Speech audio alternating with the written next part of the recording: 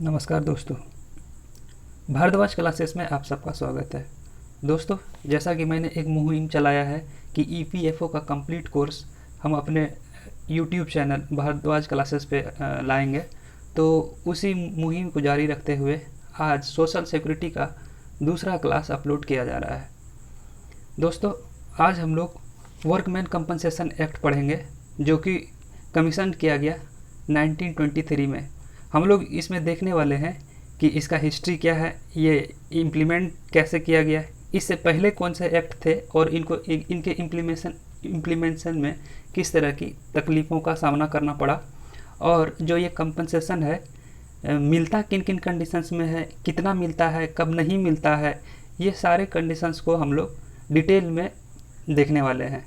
तो चलिए क्लास को आगे बढ़ाते हुए देखते हैं। तो आज का जो क्लास का सेगमेंट है कुछ इस तरीके से है कि सबसे पहले तो जो हम लोग पहले क्लास में पढ़े हैं उसका रिवीजन करेंगे। फिर जो फर्स्ट क्लास को पढ़ने के बाद उनसे जो भी प्रश्न प्रीवियस ईयर क्वेश्चंस में से बने थे उनको देख लेंगे, ताकि हमको पता चल पाए कि क्लासेस से कुछ फ़ायदा है भी या यूं ही हम क्लास देखते जा रहे हैं। फिर कुछ इंटरेस्टिंग फैक्ट देखेंगे जो कि सोशल सिक्योरिटी से काफ़ी इम्पोर्टेंट मायने रखते हैं। फिर सोशल सिक्योरिटी का डेफिनेशन इंडियन सोशल वर्क के इंसाइक्लोपीडिया के आधार पर, और फाइनली हम लोग जिसके लिए ये वीडियो को डेडिकेट किए हैं वो वर्कमैन कंपनसेशन एक्ट, और फिर उनसे कुछ जुड़े जो छोटे मोटे एक्ट्स हैं वो देख लेंगे, जैसे कि फेटल एक्सीडेंट एक्ट। और इन सब के बाद हम लोग इस वीडियो को कंप्लीट करेंगे कुछ एक्सरसाइज क्वेश्चंस के साथ। तो चलिए आगे बढ़ते हैं, एक क्विक रिवीजन लेते हैं पहले वीडियो का। लेकिन इससे पहले हम आप सबसे आग्रह करना चाहेंगे कि अगर आप पहली बार इस वीडियो को देख रहे हैं तो कृपया जो सोशल सिक्योरिटी का क्लास 1 वीडियो अपलोड किया हुआ है सबसे पहले उसको देख लें, ताकि आपको और बेहतर से समझ में आ पाए। तो ठीक है, तो हम लोगों ने सोशल सिक्योरिटी का जो कॉन्सेप्ट है वो देखा था कि बाइबल से निकल के आता है, और बाइबल से हम लोगों ने देखा था वहाँ किस तरह से जोसेफ ने गेहूं का जब उत्पादन किया था या गेहूं का जब पैदावार किया था तो कुछ उन्होंने रिजर्व में रखा था, जो कि फाइनली उसको जो है जब वहाँ अकाल पड़ जाता है और सूखे में उसको काम में आता है। तो सोशल सिक्योरिटी का कॉन्सेप्ट यहाँ से निकल के आता है। अगर इंडियन कॉन्टेक्स्ट में बात किया जाए तो सोशल सिक्योरिटी का जो बेसिक यूनिट है, most important thing is that कि ये बेसिक यूनिट ही पूछा जाता है, जो कि जॉइंट फैमिली माना जाता है। और अगर मॉडर्न सोशल सिक्योरिटी की बात की जाए तो उसकी जो बेसिक यूनिट होती है सोसाइटी होती है। इसका जो स्टार्ट हुआ था यानी कि इसकी शुरुआत यूरोप से होता है, और जब इंडस्ट्रियल रिवॉल्यूशन की शुरुआत होता है तो इसके साथ ही मॉडर्न सोशल सिक्योरिटी की शुरुआत हो जाती है। इसकी ज़रूरत कुछ इस तरह से पड़ता है कि वहाँ के जो किसान हैं, जब इंडस्ट्रियल रिवॉल्यूशन आता है तो वो वर्कर की तरफ मूव करता है, और जब वो वर्कर की तरफ मूव करता है तो उनके नीड और डिमांड भी पहले की तरह अब बदल जाते हैं। पहले जब वो फार्मर हुआ करते थे तो उनके नीड कुछ और थे, उनकी डिमांड कुछ और थे, और उनका परिवेश अलग था, उनके रहने का एक सोसाइटी का काफ़ी कुछ अलग था जब वो फार्मर थे। फार्मर से जैसे ही अपग्रेड होके वर्कर में आता है तो उनको बहुत सारे नई सब चीज़ों का सामना करना पड़ता है, कुछ अच्छाई तो कुछ उनके साथ मतलब बुराई तो नहीं कर सकते हैं, लेकिन कुछ चेंजेस आता है।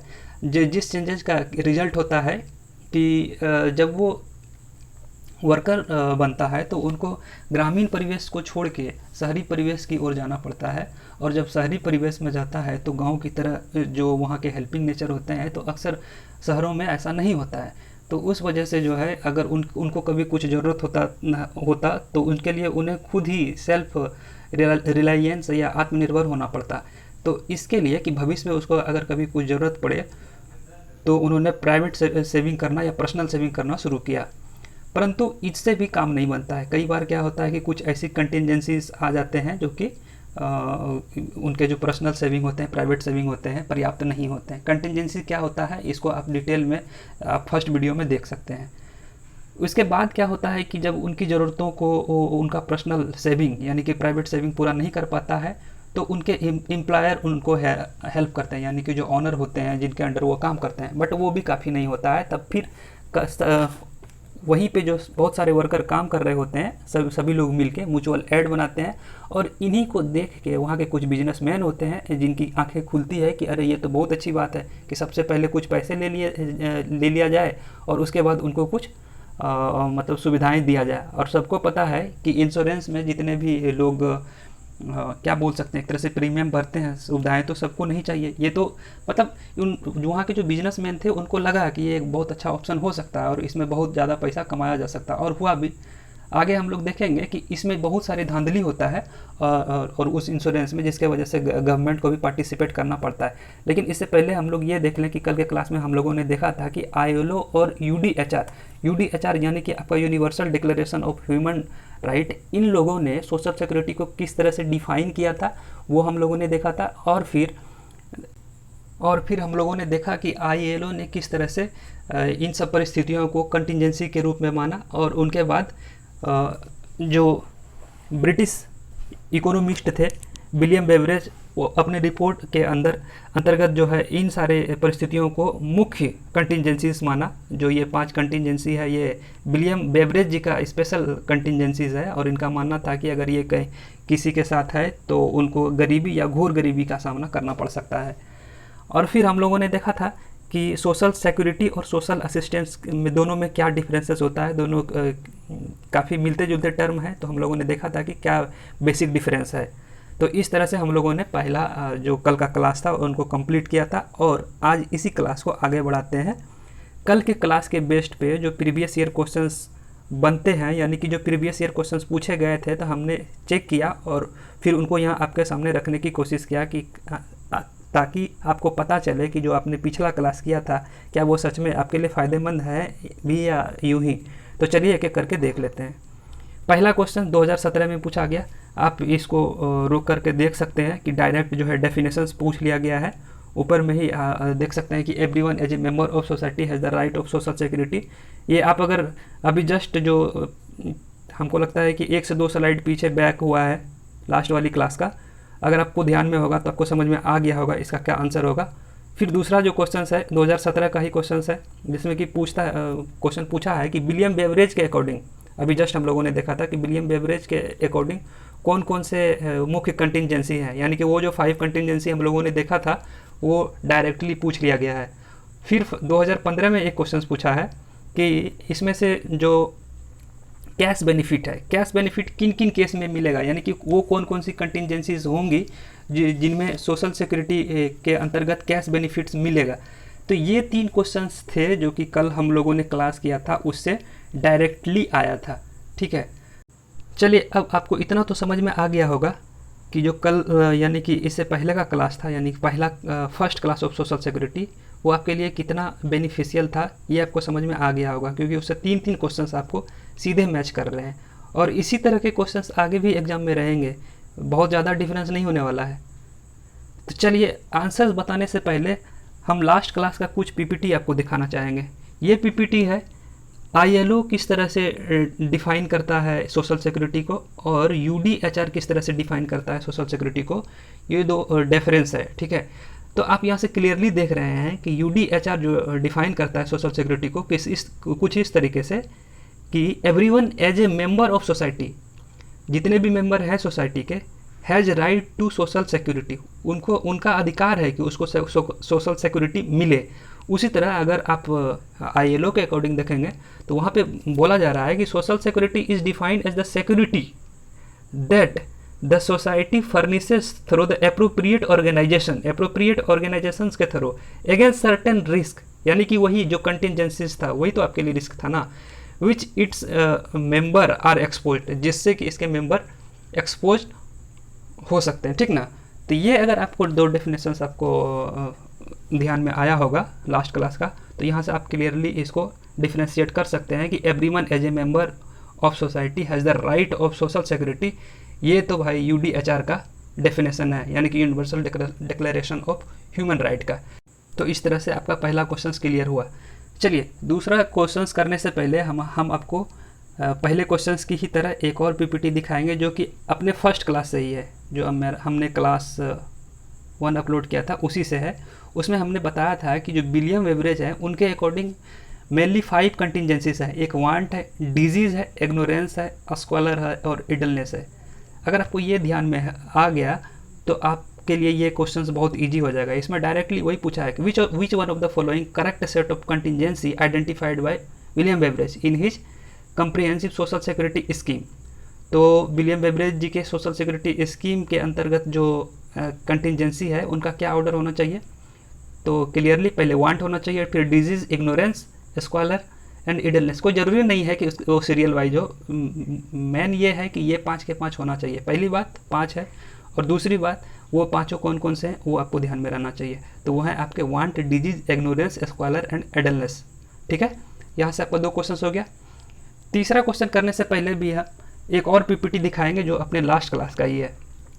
ठीक है, उसमें हमने बताया था कि according to ILO, international labour organisations, उसके अकॉर्डिंग जो कंटिजेंसीज हैं उनका लिस्ट कुछ इस तरीके से है, जिसमें सिकनेस, मेडिकल केयर, फिर आपका maternity, unemployment, crop failure, work injury, death of workers, invalidity and widowed. ये सब वो कंटिजेंसी है जो किसी के साथ अगर ऐसी इस परिस्थितियाँ आ जाए तो उनके लिए काफ़ी मुश्किल हो जाएगा।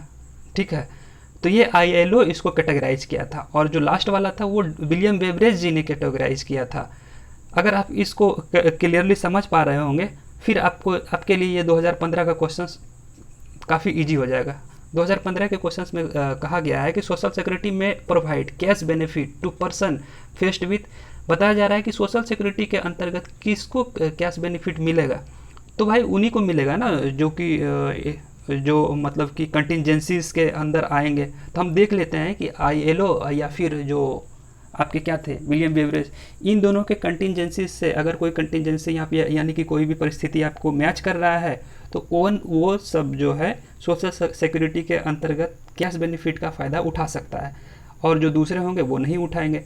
तो चलिए, पहला है सिकनेस एंड डिसेबिलिटी। हाँ, तो ये बिल्कुल अभी हम लोगों ने देखा ILO के अकॉर्डिंग सिकनेस एंड डिसेबिलिटी जो है कंटिजेंसी के लिस्ट में आता है, अनएम्प्लॉयमेंट भी आता है, क्रॉप फेल्योर भी आता है, और लॉस ऑफ मैरिटल पार्टनर यानी कि शादी वगैरह टूटने के केस में नहीं, ये नहीं आता है। तो इस तरीके से हम देख सकते हैं कि 1, 2 और 3 ये सब तो है, बट चौथा जो है नहीं है। तो हम यहाँ से इजीली मैच कर सकते हैं कि कौन सा आंसर होगा, and the right answer is option A. तो इस तरीके से हमने देखा कि एक क्लास से हमारे 3 क्वेश्चंस और काफ़ी अच्छे क्वेश्चंस बन रहे हैं। इससे साफ पता चल रहा है कि हम लोगों का जो लेवल है, मतलब बहुत अच्छा तो नहीं कह सकते हैं लेकिन बुरा भी नहीं कह सकते हैं। हम अब कैसे कह सकते हैं, अब आप लोग ही कमेंट करके बताएं कि ये अच्छा है या ख़राब है, या फिर मेरा एफर्ट आप लोगों को कैसा लग रहा है, आप लोग कमेंट करके बताएं। और चलिए, खैर जो भी था, लास्ट एक क्लास से हम लोगों ने इतना गेन किया। अब आज के क्लास की तरफ आगे बढ़ते हैं। चलिए, आज का क्लास आगे बढ़ने से पहले हम चाहेंगे, देखिए एक्चुअली हमें लग क्या रहा है कि अगर डेफिनेशन ILO का पूछ रहा है, अगर डेफिनेशन UDHR का पूछ रहा है, तो फिर इंडियन जो है, Indian encyclopedia of social work से क्यों नहीं पूछ सकता है? बिल्कुल पूछ सकता है। इसीलिए मैंने जो डेफिनेशन है encyclopedia of social work in India, इसके अकॉर्डिंग जो डेफिनेशन आता है सोशल सिक्योरिटी का, वो मैंने यहाँ पे ऐड करने का काम किया है। ठीक है, तो आप लोग देख लीजिएगा, ये शायद आप लोगों के लिए बोनस रहेगा। ठीक है, तो इसको देख लीजिएगा, अगर कहीं पूछ दे, अगर कहीं आ जाए, तो मेरी कोशिश यही है और हमारे पढ़ाने का मकसद भी यही है कि आपसे इस तरह के क्वेश्चन ना छूटे। तो इसमें ये बताया जा रहा है कि जो it insures a persons against economic distress, यानी कि पैसे की जो कमी की जो डिस्ट्रेस है वो resulting from various contingencies and assures him a minimum level of living consistent with the nation's capacity to पे।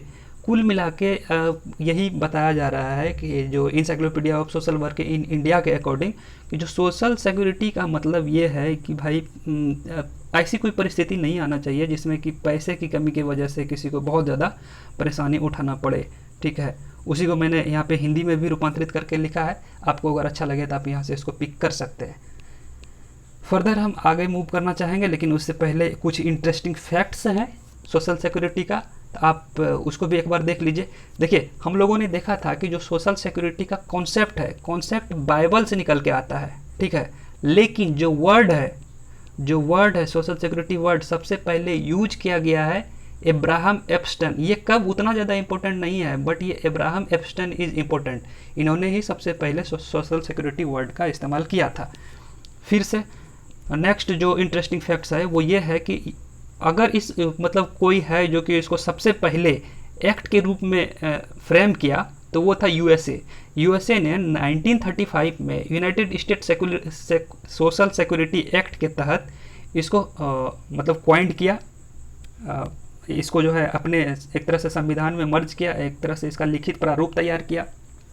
ठीक है, तो ये कुछ इंटरेस्टिंग फैक्ट्स थे सोशल सिक्योरिटी से रिलेटेड। अगर इंडिया की बात किया जाए, वेरी वेरी इंपॉर्टेंट, अगर इंडिया की बात किया जाए तो नॉन कैश बेनिफिट सबसे पहले 1948 में ही ईएसआई के तहत, तो ईएसआई एक्ट एक है, ईएसआई एक्ट 1948, ये हम लोगों को डिटेल में पढ़ना है। उसके तहत एक मेडिकल बेनिफिट था, ये मेडिकल बेनिफिट के अंतर्गत आता है। और आपको बता दें कि ये देखिएगा, ये क्वेश्चन कल आप लोगों के यानी कि नेक्स्ट वीडियो में ज़रूर आपको दिखेगा, क्योंकि जो नॉन कैश बेनिफिट है ये आपको पूछा गया है। और नॉन कैश बेनिफिट सबसे पहले ईएसआई का जो एक्ट है 1948 के का मेडिकल बेनिफिट के अंतर्गत आया था। ठीक है, तो ये काफ़ी इंपॉर्टेंट है, ये आगे भी पूछने की संभावनाएं हैं। चलिए फिर अब क्लास को फिर से स्टार्ट करते हैं। अब हम लोग जो है मेन जो हम लोगों का आज का टॉपिक है उस पर आते हैं, लेकिन उसके पहले की जो थोड़ी भूमिका है, जो उसका हिस्टोरिकल बैकग्राउंड है, उस पर थोड़ा सा समझ लेते हैं। देखिए होता क्या है, कॉन्सेप्ट बाइबल से निकल के आता है। ठीक है, उसके बाद क्या होता है कि मॉडर्न सोशल सिक्योरिटी यूरोप में इंडस्ट्रियल रिवॉल्यूशंस के दौरान शुरू होता है। जो फार्मर होता है वो फार्मर क्या करता है, वर्कर की तरफ टेंड करता है, मतलब जो भी फार्मर होते हैं वो वर्कर बनते हैं। जब वर्कर बनते हैं तो उनका जो नीड और डिमांड होता है वो बिल्कुल चेंज होता है। पहले किसी और परिवेश में रहता था, अब किसी और परिवेश में रहने लगता है, तो फिर उसको क्या होता है कि जो कुछ कमी होता है वो, यानी कि जब उसको डिमांड होता है तो उनको कुछ परेशानी होता है। उस परेशानी से बचने के लिए वो पहले पर्सनल या प्राइवेट सेविंग करता है। जब उनसे भी नहीं पूरा होता है तो वो अपने एम्प्लॉयर से कुछ हेल्प लेता है, वो कंपनसेशन देते हैं। और जब वहाँ से भी उसको फुलफिल नहीं हो पाता है तो उन लोगों को आइडिया आता है म्यूचुअल एड का, यानी कि वो लोग मिल के खुद से खुद का हेल्प करते हैं। और उन्हीं को देख के जो वहाँ के पब्लिक यानी कि प्राइवेट ऑर्गेनाइजेशंस होते हैं, यानी कि जो वहाँ के बिजनेसमैन होते हैं, उनको इंश्योरेंस का आइडिया आता है। बट ये लोग करते क्या है, यहाँ पे जो है, यहाँ से शुरू हो जाता है लूप होल, यहाँ से शुरू हो जाता है धांधली। ये लोग इंश्योरेंस तो करा लेते हैं लेकिन फ़ायदे में कुछ नहीं देते हैं, और ऐसा कुछ रिटर्न होता नहीं है। और इनमें जो पार्टिसिपेट करने वाले, यानी कि इनमें जो प्रीमियम भरने वाले होते थे लोग, वो तो वर्कर होते थे। अब भला वर्कर लोग एक बिजनेसमैन से किस तरह से सामना कर पाता है। तो जब परेशानी बहुत ज़्यादा बढ़ने लगी तो फिर ज़रूरत पड़ गया गवर्नमेंट का। गवर्नमेंट इसमें आता है, और वो जो है, अगर इंडियन गवर्नमेंट की बात करें, यहाँ भी कमोबेश वैसा ही स्थिति था। ये सब जब हो रहा था तो तब तो देश आज़ाद भी नहीं हुआ था। ठीक है, तो गवर्नमेंट अपना रोल प्ले करती है और लाइफ इंश्योरेंस जैसे कुछ स्कीम लाती है, जो कि वर्कर के लिए कहीं ना कहीं फ़ायदे होता है। अगर बात किया जाए वर्कमैन कंपनसेशन एक्ट 1923 की, तो ये जो है इंडिया में फर्स्ट स्टेप इसको कहा जा सकता है। फर्स्ट स्टेप जो वर्करों के लिए, मतलब कि वर्कर्स के सोशल सिक्योरिटी के लिए आता है। ठीक है, यानी आप इसको कुछ इस तरीके से समझें कि ये वर्कर के वेलफेयर के लिए पहला स्टेप था। ठीक है, अब आगे देखिए, ऐसी बात नहीं है कि जो वर्कमैन कंपनसेशन एक्ट है 1923 सिर्फ यही, मतलब ये जो आया था इसके पहले कोई एक्ट नहीं था, या इसके बाद में कोई एक्ट नहीं आया। देखिए, इसके पहले भी बहुत सारे एक्ट थे, और इसके बाद भी टाइम टू टाइम जो है अमेंडमेंट, और टाइम टू टाइम कुछ नए भी कानून या कुछ नए भी एक्ट आते रहते हैं। बट ये कुछ ऐसा एक्ट था जो कि वर्कमैन के लिए, जो वर्कर के लिए था, कुछ फिक्स्ड क्या बोल सकते हैं, फिक्स्ड कंपनसेशन देता था। जो कंपनसेशन देने की जो मतलब तरीके थे वो एक तरह से फिक्स थे। पहले क्या होता था कि पहले जो कि एम्प्लॉयर होते थे, जो ऑनर होते थे, वो मनमाने ढंग से किसी को कंपनसेशन देते भी थे, किसी को नहीं भी देते थे। वो डिपेंड करता था कि जो अगर कोई एम्प्लॉई है उसका अपने एम्प्लॉयर से किस तरह से उनका मतलब रिलेशन वो बना के रखे हैं, किस तरह से उनका पटता है। इस तरह से आप लेमन वर्ड में समझ सकते हैं। अगर किसी का कोई मान लीजिए कि वर्कर है, उसका अपने ओनर के साथ बहुत अच्छे से बनता है, तो हो सकता है उसको कंपनसेशन अच्छा मिल जाए। मतलब कुछ रूल रेगुलेशन नहीं था। वहीं अगर कोई वर्कर है और उनका जो है अपने एम्प्लॉयर से नहीं बनता है, तो हो सकता है कि उनके कंटिजेंसीज के केस में वो कुछ भी हेल्प ना करे। तो ये पहला ऐसा कुछ एक्ट था, पहला ये कुछ ऐसा रूल था जिसमें कि फिक्स था, जो कंपनसेशन की जो भी राशि थी वो फिक्स थी। कैसे मिलना है, किसको मिलना है, किसको नहीं मिलना है, कितना मिलना है, ये सब कुछ एक रिटन फॉर्मेट था, इसीलिए इसको फर्स्ट स्टेप कहा जाता है। और ये कोई बात नहीं थी कि इससे पहले कोई एक्ट नहीं था या इसके बाद में कोई एक्ट नहीं आया। इसके बाद भी कुछ एक्ट आए जो कि मतलब बहुत ही इम्पोर्टेंट है और बहुत अच्छे भी हैं। बहुत इम्पोर्टेंट इसलिए क्योंकि इससे क्वेश्चन बनते हैं, बहुत मतलब और अच्छा इसलिए भी कह सकते हैं क्योंकि ये जो है सोसाइटी को एक अच्छे वेलफेयर सोसाइटी की तरफ मूव कराता है। जो इसके अलावा यानी कि वर्कमैन कंपनसेशन एक्ट 1923 के अलावा जो दो इम्पोर्टेंट एक्ट हैं वो है आपका एम्प्लॉयज स्टेट एक्ट 1948 और मैटरनिटी बेनिफिट एक्ट 1961। इन दोनों को हम लोग डिटेल से देखेंगे, लेकिन आज सबसे पहले जो है वर्कमैन कंपनसेशन एक्ट 1923 देखेंगे। जैसा कि आप यहाँ पे देख रहे हैं कि ये जो है टोटली डेडिकेटेड है वर्कर के लिए, वर्कमैन के लिए। देखिए इसकी सबसे अच्छी और सबसे बड़ी खासियत अगर कही जाए तो इसमें लगभग हर चीज़ को डिफाइन किया। इवन इन्होंने वर्कमैन को भी, जो वर्कमैन है उसको भी प्रॉपरली, ये जो वर्कर है इनको भी प्रॉपरली डिफाइन किया है। और आपको जो याद रखना है वो ये याद रखना है कि जो वर्कर को डिफाइन किया है वो सेक्शन 2 के सब सेक्शन आई के सब सेक्शन एन में, यानी कि अगर इसको 2 इन पढ़े तो शायद आपका काम बन जाए। 2 इन में वर्कर को डिफाइन किया गया है, ठीक है। और अगर इस कंपनसेशन एक्ट की बात किया जाए तो ये हम लोगों ने देखा था कि फर्स्ट स्टेप था वर्कर के सोशल वेलफेयर के लिए।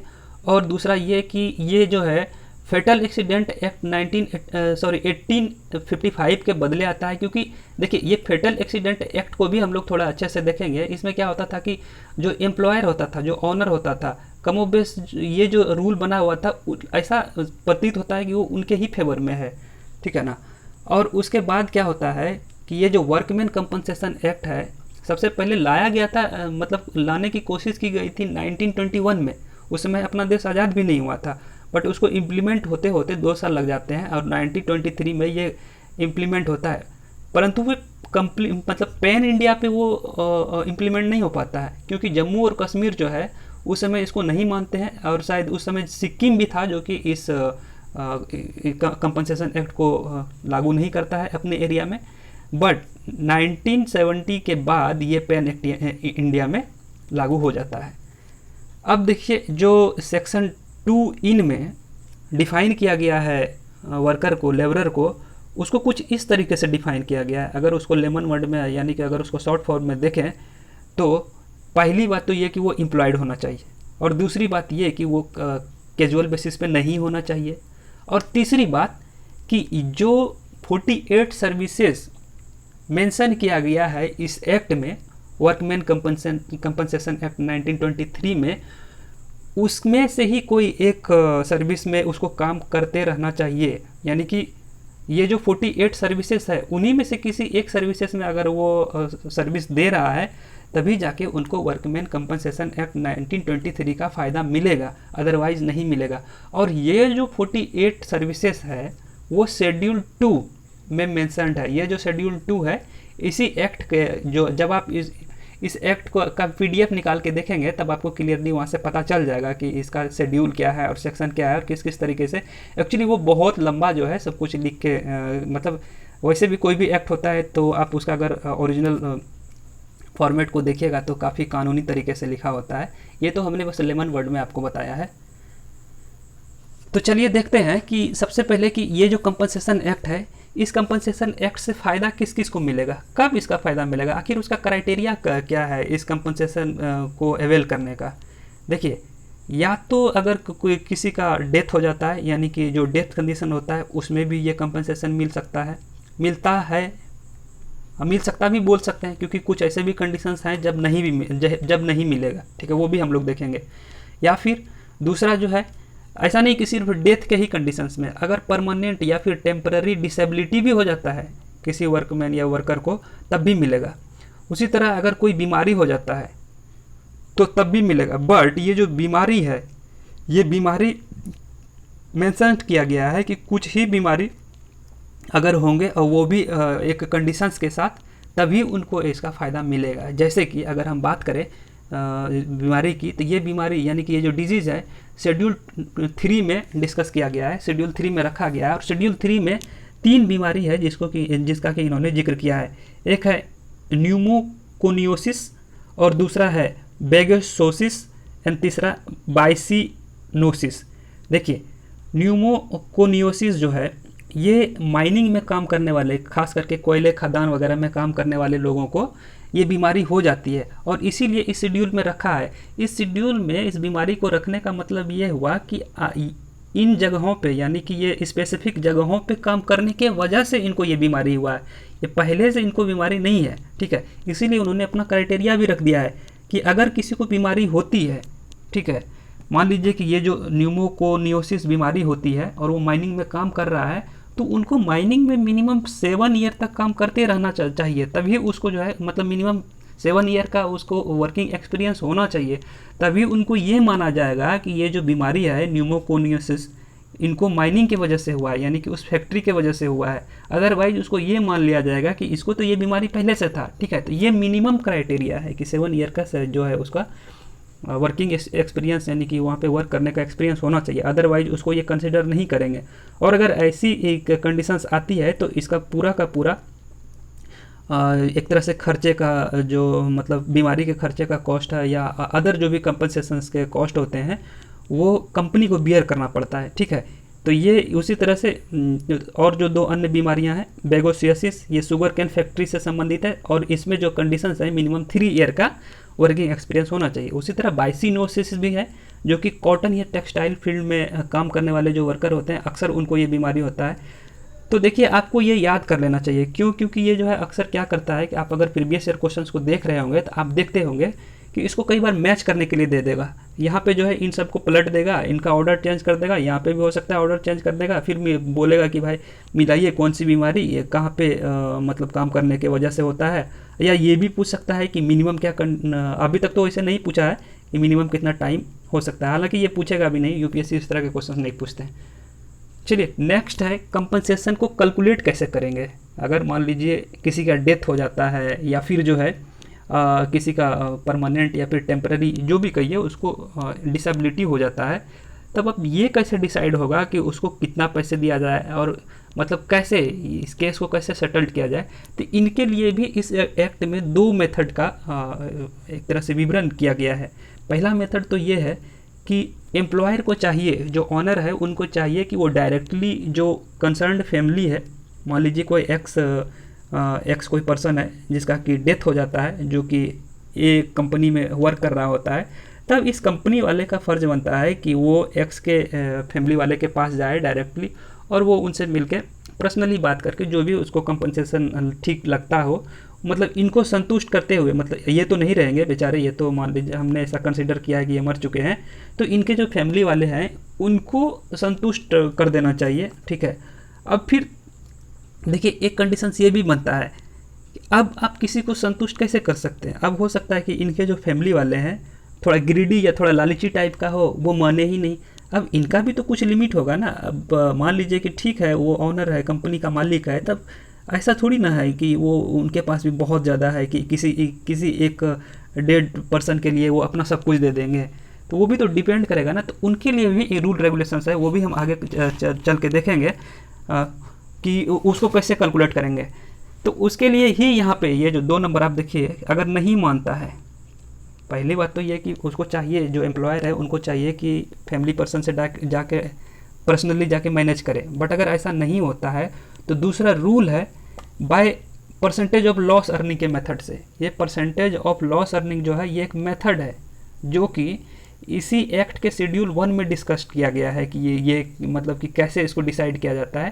तो इसके बेस पे कंपनसेशन प्राइस को कैलकुलेट किया जाता है और ये बहुत सारे फैक्टर पे डिपेंड करता है। पहली बात तो किस पोस्ट पे काम कर रहा था जो पर्सन मरा है, ठीक है, उसकी एज क्या था, तो ये सब, उसकी मतलब सैलरी कितनी थी, बहुत सारी चीज़ों पे वो डिपेंड करता है और वो हर एक चीज़ जो है शेड्यूल 1 में डिस्कस किया गया है।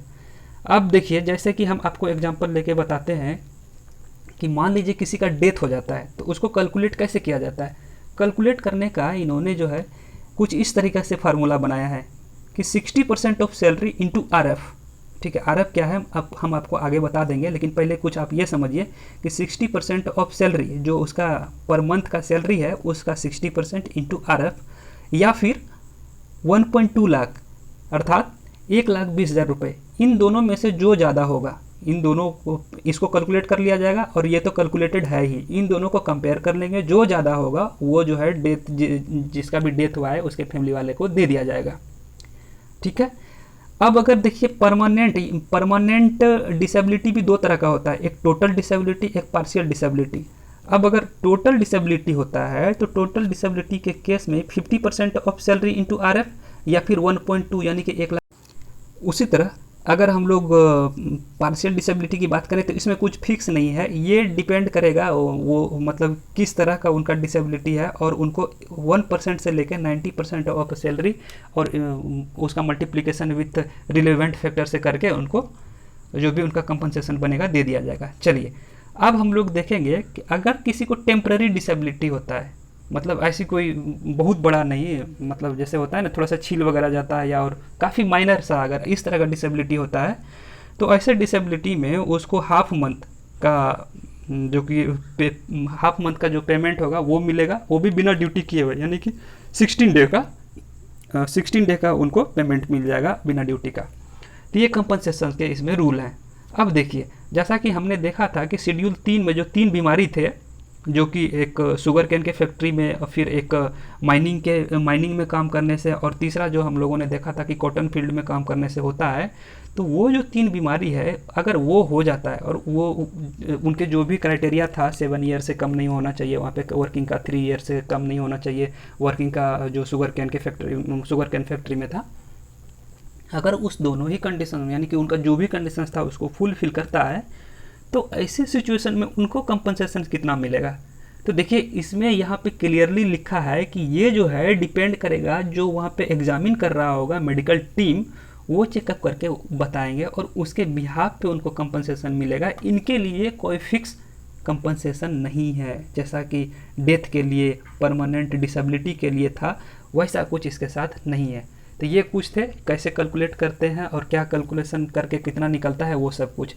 चलिए आगे अब एक इम्पोर्टेंट बात आती है कि क्या कुछ ऐसा कंडीशन हो सकता है क्या जिससे कि अगर कोई वर्कमैन है वो इंजर्ड होता है या उसके साथ कुछ मिसहैपनिंग हो जाता है, लेकिन उनके बावजूद भी वहाँ पे जो है उनको कंपनसेशन नहीं मिलता है, क्या ये संभव है? जी हाँ, बिल्कुल संभव है। देखिए कुछ कंडीशंस है, अगर वहाँ के जो वर्कमैन है वो उसको फुलफिल नहीं कर रहे होंगे, उसको फॉलो नहीं किए होंगे, तो ऑब्वियस सी बात है उसके मिसहैपनिंग के बाद भी जो है उनके फैमिली वाले को या उनको कंपनसेशन नहीं मिलेगा। पहली बात ये कि उनका जो इंजरी होना चाहिए, ऐसा नहीं होना चाहिए कि 3 दिन में ही रिकवर हो जाए। अगर 3 दिन में ही वो रिकवर होने लायक उसका इंजरी है तो उसमें उनको किसी भी तरह का कंपनसेशन नहीं मिलेगा। दूसरी बात कि जब उनका एक्सीडेंट हुआ हो तो उस समय वो किसी भी तरह का ड्रग्स या किसी भी तरह का जो वाइन वगैरह है उनका सेवन किया हुआ नहीं होना चाहिए। अगर वो उन्होंने शराब पी रखा है या किसी भी तरह का नशा कर रखा है तो फिर उनको इस कंपनसेशन एक्ट का फ़ायदा नहीं मिलेगा। 2 चीज़ हो गया। तीसरा कि वहाँ पे कुछ जो जहाँ कहीं भी जो वर्कमैन है वो जहाँ कहीं भी वर्किंग में है तो उनके कुछ रूल एंड रेगुलेशन होंगे जो वो जिस सराउंडिंग में काम कर रहे होंगे, और वो अगर उन रूल रेगुलेशन का वायलेट करते हैं, उनका वायलेशन करते हैं और इंटेंशनली ऐसा कुछ करते हैं जिससे कि उसका नुकसान होता है, उसके साथ कुछ मिसहैपनिंग होता है, तो फिर उनको इस कंपनसेशन एक्ट के तहत कोई भी कंपनसेशन राशि नहीं मिलेगा। मेरे कहने का मतलब ये है कि मान लीजिए कि ये फैक्ट्री है, ठीक है, इसके छत पे जाना मना है, यहाँ पे बहुत सारे अलग अलग जो भी फ्लोर हैं सब पे काम कर रहे हैं। अब कोई वर्कमैन आता है और इंटेंशनली यहाँ पे से छत पे से उसके बाद यहाँ पे नीचे कूद जाता है, तो ऐसे केस में जो है कंपनसेशन की कोई भी राशि जो है इनके फैमिली वाले को नहीं मिलेगा, क्योंकि वो इंटेंशनली वहाँ से जंप किया है, उसमें एम्प्लॉयर का कोई दोष नहीं है, ऐसा इस एक्ट का मानना है। ठीक है, तो ये हम लोगों ने देखा कि क्या अलग अलग केस था। और एक इसमें है, हमने अभी तक 4 ही डिस्कस किया है। 5वां पॉइंट ये है कि ये अगर जो भी लोग हैं मतलब उसके जिसके भी साथ मिसहैपनिंग हुआ है किसी फैक्ट्री में या किसी भी वर्किंग प्लेस पे, अगर उन्होंने पहले से ESIC, ठीक है, ESIC एक फंड है, अगर उनमें वो पहले से रजिस्टर्ड है, उनमें वो प्रीमियम पे कर रहे हैं, तो वो यहाँ से जब फ़ायदा उठाएगा तो उसको फिर ये जो एक्ट है वर्कमैन कंपनसेशन एक्ट 1923 तो यहाँ पे वो इनका फ़ायदा नहीं ले पाएगा। कहने का मतलब ये है कि आप दो में से कहीं कोई एक ही जगह से इसका फ़ायदा अवेल कर सकते हैं। तो ये कुछ कंडीशंस थे जो अगर रहेंगे तो कंपनसेशन की कोई भी राशि नहीं मिलेगी। चलिए अब आ जाते हैं, तो ये सब तो हमने देख लिया कि कितना कंपनसेशन मिलेगा और कैसे उसको कैलकुलेट करते हैं, ये समझ में आ गया। लेकिन कई बार होता क्या है कि मान लीजिए कोई कंपनी ए है और उसके यहाँ जिसका मिसहैपनिंग हुआ है वो पर्सन बी है, तो कई बार होता क्या है, या तो इसके फैमिली वाले नहीं मानते हैं या फिर जो है ये देने के लिए राज़ी नहीं होते जो भी कंपनसेशन की राशि होती है। तो इस तरह के जो भी डिस्प्यूट्स हो जाते हैं दोनों के बीच में, इस डिस्प्यूट को ख़त्म करने के लिए या मैनेज करने के लिए जो स्टेट गवर्नमेंट है, स्टेट गवर्नमेंट एक कमिश्नर के हर एक डिस्ट्रिक्ट में एक कमिश्नर को अपॉइंट करते हैं। या तो ये इंडिविजुअली चुन के आते हैं या फिर जो वहाँ के जो करंट में IAS होते हैं, इंडियन एडमिनिस्ट्रेटिव सर्विसेज के अधिकारी जो वहाँ पे होते हैं, उन्हीं को एज ए कमिश्नर नियुक्त कर दिया जाता है।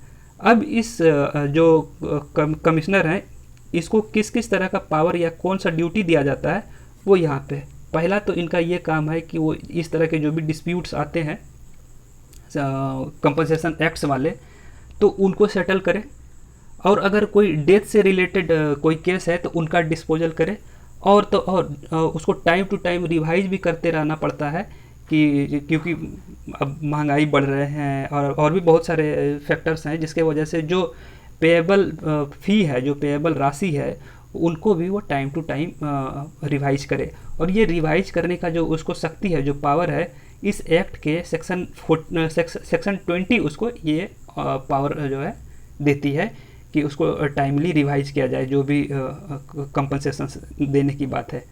ठीक है, तो ये बात हम लोगों ने देखा कि किस तरह से कमिश्नर्स को नियुक्त किया जाता है और वो किस तरह से केस को हैंडल करता है।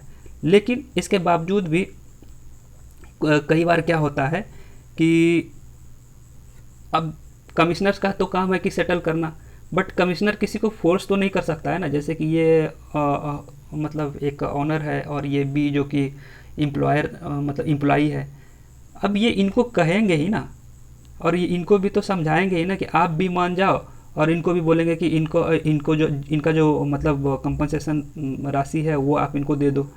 ये तो डिस्प्यूट तब होता है ना जब ये देना नहीं चाहता है और ये जो है कम लेना नहीं चाहता है। इसको ज़्यादा से ज़्यादा चाहिए और इसको ये कम से कम देना चाहता है।